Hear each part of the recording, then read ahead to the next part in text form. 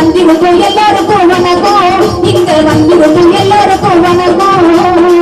ரெண்டு இசைக்களத்தை வணக்கத்தை தெரிவித்துக் கொண்டு மதிப்பிற்குரிய நடுவர் அவர்களையும் பேச்சாளர் பெருமக்களையும் அற்புதமான இசை மூவேந்தர்களையும் வணங்கி மகிழ்ந்து திருச்சி அன்னலட்சுமியின் பேச்சை கேட்பதற்காகவே காத்துக் கொண்டிருக்கக்கூடிய என் உயிரின் மேலான கடக உடற்பிறப்புகளுக்கு பட்டிமன்ற குழுவின் சார்பாக நன்றிகள் என்ற வணக்கங்களை தெரிவித்துக் கொண்டு நல்ல சத்தமா கை தட்டலாம். விடிய விடிய நான் பேசுவேன். அப்புறம் ஒரு மாசத்துக்கு என் மூஞ்சிதான் கனவுல வரும். நீ எங்கேருந்து கிளம்பியதுக்குன்னு எனக்கு தெரியல. நல்லவர்களே, நல்லதொரு பட்டிமன்றத்துல தலைப்பு மட்டும் மறுபடியும் ஒரு தடவை பலமா சொல்லுங்களேன். திராவிட மாடல் ஆட்சி, நம்முடைய தங்க தளபதியின் திராவிட மாடல் ஆட்சி பெரிதும் துணை நிற்பது மாநிலத்தின் வளர்ச்சிக்கா மகளிரின் மன மகிழ்ச்சிக்கா? அப்பப்போ ஏன் ஆஃப் பண்ணி வைக்கிறேன்? நடுவர் பேசினா ஏன் மைக்கு ஆஃப் பண்ணி வச்சிருக்கியா? நீ வேற வயசுக்கு வந்த பொண்ணாட்ட மறைவுல போய் உட்காந்துருக்க. உங்களை பார்த்து பார்த்து நான் அப்படியே விட்டுரு. நான் பேசி முடிக்கிற வரைக்கும் அப்படியே தான். அவ்வளோதான். முடிக்கவா? எக்ஸ்கியூஸ் மீ தம்பி, என்னை பாரு. பார்க்க முடியலையா? இங்க பாருமா, பாடும்போது நம்முடைய நிகழ்ச்சிக்கு திருவிக நகர் தொகுதி பார்வையாளராக வந்திருக்கக்கூடிய திரு தண்டலம் கிருஷ்ணமூர்த்தி ஐயா அவர்களுக்கும் எங்களுடைய வணக்கங்களை தெரிவித்துக் கொண்டு நடுவர்களே, மாநிலத்தின் வளர்ச்சிக்கே நீங்க ரெண்டு பேரையும் பேச கூப்பிட்டுருக்கீங்க. உண்மையை பேசுறதுக்கு இவங்க ரெண்டு பேரும் வந்திருக்காங்க. ஏன் தெரியுமா சொல்றேன்? உண்மையிலேயே 100% பெண்களுக்கு இடம் கொடுத்த ஒரே கழகம் நம் திமுக கழகம்ங்கிறதுக்கு இந்த பட்டிமன்றமே மிகச்சிறந்த உதாரணம் நடுவர்களே. ஏன் தெரியுமா சொல்றேன்? முத்தமிழ் அறிஞருக்கு 100 முகம், முருகப்பெருமானுக்கு இருப்பது 6 முகம், நம்மளுடைய முதல்வருக்கு என்றுமே 7 முகம். 7 முகங்கிற காரணத்தினாலதான் இன்னைக்கு அவருடைய பிறந்த நாள் விழாவை கூட பிறந்த நாள் விழான்னு கொண்டாடாம மனிதநேய விழான்னு கொண்டாடான்னு சொன்னா அதுதான் உண்மையான தலைவருக்கு எடுக்கக்கூடிய அற்புதமான விழா. ஏன் தெரியுமா?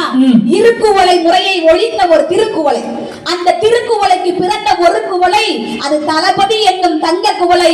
அவர் ஆட்சி பெட்டகத்தில் ஏறிய பிறகு மக்களுக்கு இல்லை மனக்கவலைன்னு வாழ்ந்துகிட்டு இருக்காங்க. பாத்தீங்களா?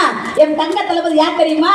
சொல்லி அடிப்பாகடி அடிச்சருந்தாகடி அடிதாகடி, சொல்லி அடிப்பாகடி அடிச்சருந்தாகடி அடிதாகடி, எட்டாத நாள் பார்த்து ஒட்டாதி விட்டதில்லை இத்தனை இல்லாமல் கைவிட்டி கொண்டதில்லை, எட்டாத நாள் பார்த்து ஒட்டாதி விட்டதில்லை இத்தனை இல்லாமல் கைவிட்டி கொண்டதில்லை, சொல்லி அடிப்பாகடி அடிச்சருந்தாகடி அடிதாகடி. சபாஷ். கை தட்டாதாக்கா எனக்கு அடுத்த பாயிண்ட் வரும். அங்க ஆட்டம் மட்டும் வருது இல்லக்கா. என் பாட்டுக்கு உங்களுக்கு இருக்க முடியல. கல்யாணம் உங்க வீட்டுக்காரர் என்ன ஆட்டம் கட்டிங்களா? யாரு கண்டா? நடுவர்களே, ஆமா, முத்தமிழ் அறிஞருடைய புதல்வன் அவர்தான் மக்கள் மனங்களை காக்க வந்த என்னால் நம் புதல்வன் முதல்வன் உட்கார்ந்துருக்காரு. நடுவர்களே, ஆட்சி பீடத்துல உட்கார்ந்துருக்காங்கல்ல. உண்மையை சொல்ல போனா என்னைக்குமே செய்வீர்களா செய்வீர்களா என்று கேள்வி கேட்டு ஆட்சி நடத்தக்கூடிய கழகம் இல்லை நமது கழகம். சொல்வதைத்தான் செய்வோம், செய்வதைத்தான் சொல்வோம் என்று விடியல் ஆட்சி நடத்தக்கூடிய என் தங்க தளபதி மனிதநேய விழாவுக்காக நான் எழுதுற 4 வரி. நம்முடைய முதல்வராவாரு, நம்முடைய முதல்வராவாரு, மக்கள் பணங்களை காப்பவரு, அவர் பெரும சொல்ல ஒரு பார்வை இல்லை, அவர் அன்புதான் ஈடு இல்லை.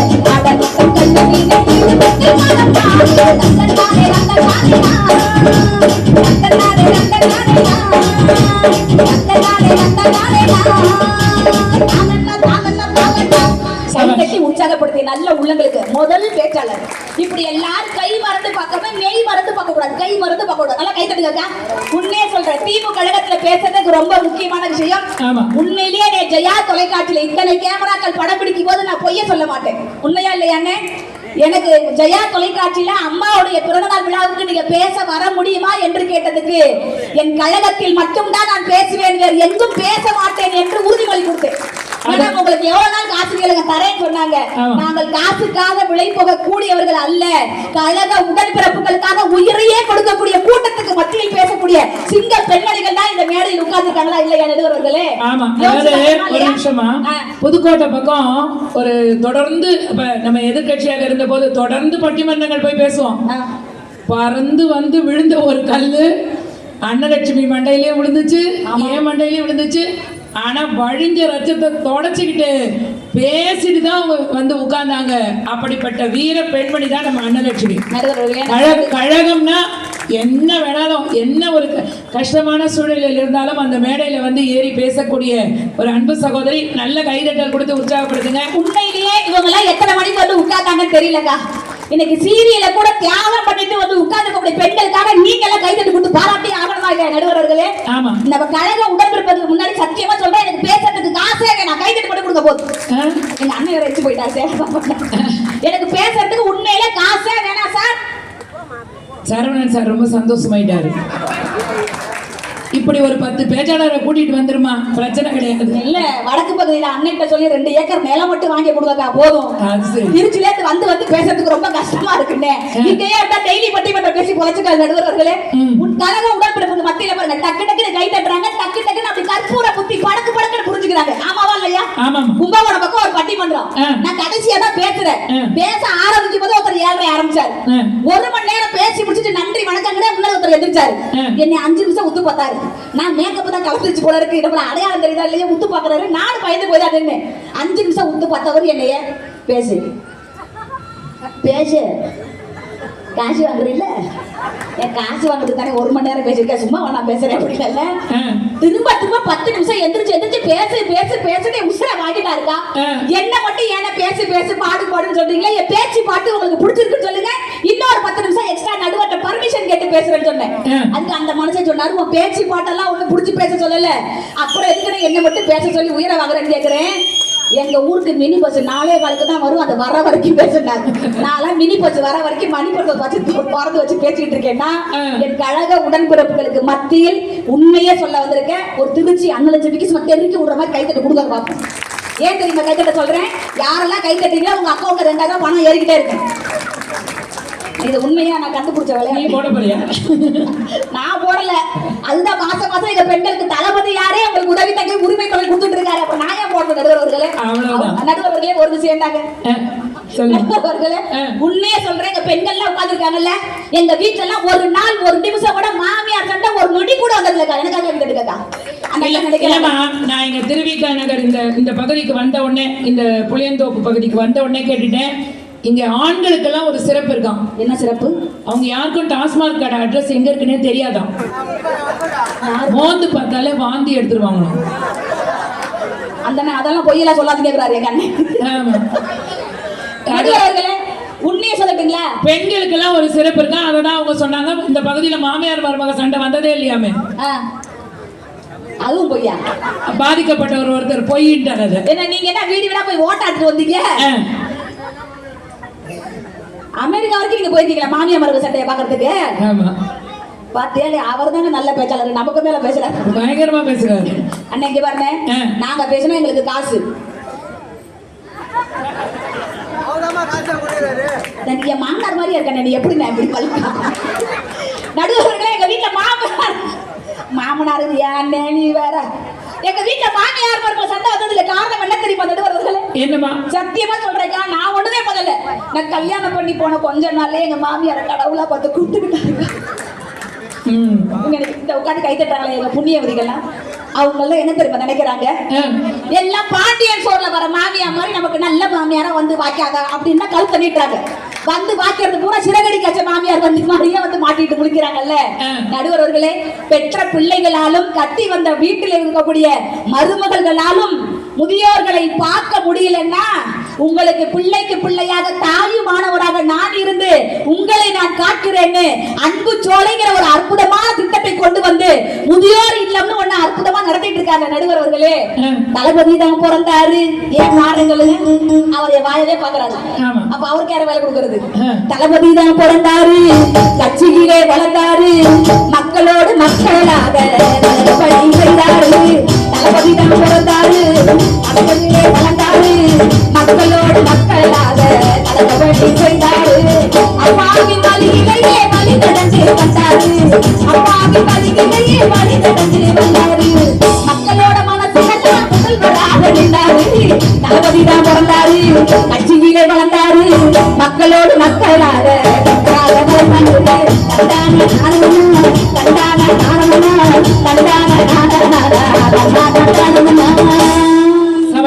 நடுவர்களே, தளபதியார் ஆட்சிக்கு வரதுக்கு முன்னாடி எல்லாரும் ஒரு கனவு பண்ணிட்டு இருந்தாங்க. அது வெறும் கனவு கோட்டை. என்ன தெரியுமா? அவருக்கு கட்டம் சரியில்லை, அவருக்கு கட்டம் சரியில்லை, அவர் வந்து மத்தியில உட்கார முடியாதுன்னு நினைச்சுக்கிட்டு அவங்க எல்லாம் வெறும் கனவு கோட்டை கண்டுகிட்டு இருந்தாங்க. எனக்கு கட்டம் சரியில்லை, உங்களுக்கு தயா கட்டம் சரியில்லை நிரூபிச்சு வந்து உட்கார்ந்தாரா இல்லையா? இது மாதிரி பொருளியங்களை போட்டுக்கிட்டு பல பேர் நாட்டுல இருக்காங்க. ஆமா, அதாவது இன்னைக்கு வந்து தளபதியினுடைய 72வது பிறந்த நாள் இல்லையா? அந்த ஜோசியத்தை வச்சே சொல்லணும்னா 72 என்பது என்ன தெரியுமா? ஜோசியத்துல சொல்லுங்க. குபேர யோகம் என்பது 72. அவருக்கு குபேர யோகம் அடிக்கிறதோ இல்லையோ, தமிழ்நாட்டு மக்களுக்கு நம்முடைய தங்க தளபதி முதல்வராக இருக்கிற வரைக்கும் குபேர யோகம் தான் இருக்குதுல்ல நடுவர் அவர்களே. இந்த மாதிரி பல பொருளியங்களை போட்டுக்கிட்டு பல பேர் நாட்டுல இருக்காங்க. அது கட்டம் சரியில்லையா வட்டம் சரியில்லையான்னு அவங்களுக்கு தான் தெரியும். ஆமாவா இல்லையா? நடுவர் அவர்களே, ஒரு நைட்டு 1 மணி இருக்குன்னு வச்சுக்கோங்களேன். சில கிராமங்கள்ல நைட்டு 1 மணிக்கு ஒருத்தர் நம்ம வீட்டுக்கு வாசல்ல நிப்பாரு. நல்ல காலம் பிறக்குது, நல்ல காலம் பிறக்குது பாரு. அவருக்கு நல்ல காலம் பிறக்குதுன்னா அவரே நைட்டு 1 மணிக்கு நம்ம வீட்டுக்கு வாசல்ல நிக்கிறாரு. உங்களை மாதிரி சில பெண்கள்லாம் காது கொடுத்து கேட்பாங்க அந்த மாதிரி விஷயத்த. என்ன மாதிரி? சக்கம்மாவாரு சொல்லுறங்க காரியம் ஒண்ணு நடக்குறீங்க, ஐயா கையை ஓட்ட அம்மா கையை தாராளம், கவலைப்படாத தாய் தாயத்து ஒண்ணு நானும் தாரேன். தலையில கட்டாத, கழுத்துல கட்டாத, கையில கட்டாத, வயிற்றுல கட்டாத, காலில் கட்டாத, பாதத்துல கட்டாத, கண்கால கட்டாத, தலையை சுத்தி நீயும் தூக்கி போட்டு வெட்டக்கோழி 2, பட்டு துணி 1, 2000 ரூபாய் தாளு செல்லாது தாயி. அவசரப்பட்டு சொல்லி போட்டேன். 500 ரூபாய் நோட்டு 4 கேட்கறது நான் இல்ல. ஜக்கம் மகாலி, ஜக்கம் மகாலி, ஜக்கம் மகாலி.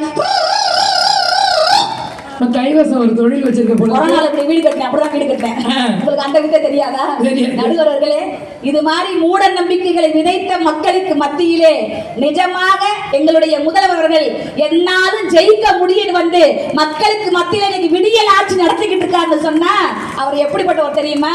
உண்மையிலேயே கோயம்புத்தூர் தொகுதியில நாமல் வெற்றி பெறாவிட்டாலும் கூட கொரோனா காலத்தில் முதலில் போய் நோயாளிகளை நேரடியாக சந்தித்த ஒரே தொகுதி கோயம்புத்தூர் தொகுதி தான். நீங்க எனக்காக ஓட்டு போயலாம் பரவாயில்ல, ஓட்டு போடாத மக்களை கூட நான் சந்திக்க நேரில் வந்துவேன் என்று மனித நேயத்தோடு சந்தித்த மக்கள் நல்ல ஒரு கைது கொடுத்து பாராட்டுங்க. உன் கையை நம்பி உயர்ந்திட பாரு, உன் கையை நம்பி உயர்ந்திட பாரு, உனக்கென எழுது ஒரு வரலாறு, உனக்குள்ள சக்தி இருக்கு அதை உசிப்பிட வழிபாரு, உமவேலை மாறி வாழை சூடிடு. எவனுக்கு என்ன குணம், எவனுக்கு என்ன கரும் கண்டதில்லை ஒருவருமே, ஒரு விதைக்குள்ள அனைவர ஆலமரம் தம்பிலுக்கு மதுவதை தொடுவதே, சிவனடை பாட்டு சிகரத்தில் ஏறு, சிகரத்தை அடைந்தான் பாடத்தில் ஏறு. நிரூபிச்சு காமிச்ச நம்ம முன்னையிலே முதல்வருக்காக நல்ல ஒரு கைத்தட்டு கொடுத்து பாராட்டியே ஆகணும். ஏன் தெரியுமா? நாங்கெல்லாம் எத்தனை கழகங்கள் இருந்தாலும் நாங்க பேச போகாம இருக்கிறதுக்கு காரணம் என்ன தெரியுமா? கலையையும் கலைஞர்களையும் மதிக்கக்கூடிய ஒரே கழகம் திமுக கழகம் மட்டும்தாங்க. நாங்க தமிழ்நாடு முழுக்க பட்டிமன்றம் பேசுறோம். ஏன் துபாய் கூட போனேன் போன மாசம். ஆமா, நம்ப மாட்டீங்களா? நம்ப மாட்டேன். ஆனா நான் துபாய் போக கூடாதா? போலாமே. ஏன்னா ஷேக்க பார்க்க போனீங்களான்னு பாக்குறேன். அவ்வளவு ஷேக்கா பாக்குறீங்களே என்ன அர்த்தம்? கண்ணத்துல கை வச்சு நீயா துபாய் போன, விவேகானந்தர் குறுக்கு சத்துக்கா போன அப்படின்னு அவரை ஷாக்கா பாக்குறாரு. உண்மையிலே சொல்லட்டுமா, எத்தனையோ இடங்களுக்கு போனாலும் கூட நாங்கள் எல்லோருமே அரசு பள்ளியில் படித்த மாணவர்கள் தான் இந்த மேடையிலே உட்கார்ந்து அலங்கரிக்கிறோம்னு சொன்னா, தனியார் பள்ளிகளுக்கு மட்டுமே முக்கியத்துவம் கொடுத்த அரசுகளுக்கு மத்தியில் அரசு பள்ளி மாணவர்களும் சாதிக்க வேண்டும் என்பதற்காக கலை திருவிழா என்கின்ற ஒன்றை நடத்தி புதுக்கோட்டை மாவட்டத்தில் ஆர்த்தி என்கின்ற மாணவி உலக புகழ் அடைஞ்சிருக்காங்க. சொன்னா அரசு பள்ளி என்பது வறுமையின் அடையாளம் அல்ல, அது பெருமையின் அடையாளம் சொல்லி விடியலாட்சி நடத்திய உண்மையிலேயே மாநிலத்தின் வளர்ச்சிக்காக பல்வேறு திட்டங்களை தீட்டினாங்க. நேரம் காலம் கருதி 2 திட்டங்களை சொல்லி நான் நிறைவு பண்றேன் நடுவர்களே. ஏன் தெரியுமா? மகளிருக்காக நிறைய உதவிகள் செஞ்சிருக்காங்க. ஏன் தெரியுமா? பெண்கள் உயர்ந்தாலே இந்த உலகம் உயருங்கிற நம்பிக்கையே எங்க முதல்வர் வச்சிருந்தாரு இல்லையா? அந்த ஒரு காரணத்துக்காக நிறைய திட்டங்களை தீட்டலாம். ஆனா மாநிலத்திலேயே நாங்க விளையாட்டா இருந்தாலும் ஏதாவது ஒரு விஷயம்னா அலாட்டா இருப்போம்னு சொல்லி இதுவரைக்கும் உலகம் எல்லாம் வியந்து பார்க்கக்கூடிய அளவுக்கு சென்னையிலே செஸ் ஒலிம்பியா என்கின்ற ஒரு அற்புதமான விளையாட்டு திருவிழா நடத்திய முதல்வர் நம்மளுடைய முதல்வர் மட்டும்தானே நடுவர்களே. அப்ப அந்த விளையாட்டு போட்டி முடியும் போது சொன்னாரு, உண்மையிலேயே நீங்க வெளிநாட்டில இருந்து வந்த சகோதரர்கள் எல்லாம் எங்க நாட்டில இருந்து நீங்க வெளியில போகும் பொழுது இனிமேல் எப்படி இந்தியாவுக்கு வருவோம்னு நீங்க யாரும் வருத்தப்படாதீங்க. எப்பொழுதுமே நீங்கள் எங்களுடைய நாட்டிற்கு வந்தால் உங்களுடைய அருமை சகோதரர் நான் இருக்கிறேன் என்கின்ற எண்ணத்தோடு நீங்க வாங்க, உங்களுக்காக அண்ணன் நான் காத்திருக்கிறேன் சொன்னார் நடுவர்களே. அது மட்டுமா? உண்மையிலே சொல்ல போனா எந்த முதல்வரும் தீட்டாத ஒரு அற்புதமான திட்டம் எனக்கு மிகவும் பிடித்த திட்டம் என்ன தெரியுமா நடுவர்களே? நீங்கள் இறந்த பிறகும் கூட இந்த உலகை ரசிக்க வேண்டுமா? நீங்கள் இறந்த பிறகும் கூட இந்த உலகை ரசிக்க வேண்டுமா? கடவுள் வாய்ப்பு தராட்டியும் நான் உங்களுக்கு வாய்ப்பு தரேன்னு அற்புதமான திட்டத்தை தீட்டினார் நடுவர்களே. யாரெல்லாம் உயிரோடு இருக்கின்ற பொழுது தனது உடல் உறுப்புகளை எல்லாம் தானம் செய்தீர்களோ நீங்கள் இறந்த பிறகு அரசு மரியாதையோடு உங்களை நான் அடக்கம் செய்வேன் என்று நல்ல விஷயங்களை மக்களுக்கு விதைத்த ஒரே முதல்வர் நம் தங்க தளபதி மட்டும்தானே நடுவர்களே. நடுவர்களே ஒரே ஒரு விஷயம் தாங்க, நாங்கெல்லாம் 1000 இடங்களுக்கு எல்லாம் பட்டிமன்ற பேச்சுக்கு வந்தாலும் கூட நாங்கள் எல்லாம் இன்னைக்கு சுதந்திரமாகவும் தன்னம்பிக்கையோடு பேசிட்டு வரதுக்கு அடிப்படையான காரணம் என்ன தெரியுமா? நாங்கெல்லாம் எல்லா வீடுகளிலும் இருக்கக்கூடிய பெண்களை மாதிரி சாதாரண பெண்கள்லாம் இல்ல. இத்தனை பேருக்கு மத்தியில மேடை ஏறி பேசக்கூடிய இந்த பெண்களுக்கு எல்லாம் தன்னம்பிக்கை கொடுத்த ஒரே கழகம் நம் திமுக கழகம் மட்டும்தான். அண்ணா சேகர் பாபு அண்ணா எந்திரிச்சு போயிட்டாரு. ஒரு அரிய வாய்ப்பு இருக்கு தெரியுங்களா? நம்ம அறநிலையத்துறை பகுதிக்கு உட்பட்ட இல்ல வரேன்னு சொல்லிட்டு ஒரு கல்யாணத்துல கலந்துட்டு வரேன்னு சொல்லிட்டு தான் போயிருக்காரு. நம்ம 2500 குடும்பங்களுக்காக 70 வயதிற்கு மேல் இருக்கக்கூடிய தம்பதிகளுக்காக மணி விழா கொண்டாடப்படக்கூடிய அற்புதமான திட்டத்தையும் இன்னைக்கு தீட்டிருக்காங்கன்னு சொன்னா நாட்டினுடைய மாநிலத்தின் வளர்ச்சிக்காகத்தான் இன்றளவும் முதல்வர்கள் போராடி கொண்டிருக்கிறார் என்று நீங்கள் தீர்ப்பினை வழங்க வேண்டும் என கேட்டுக்கொண்டு விடைபெறுகிறேன். நன்றி, வணக்கம். மிக அற்புதமாக பேசிய திருச்சி அன்னலட்சுமி அவர்களுக்கு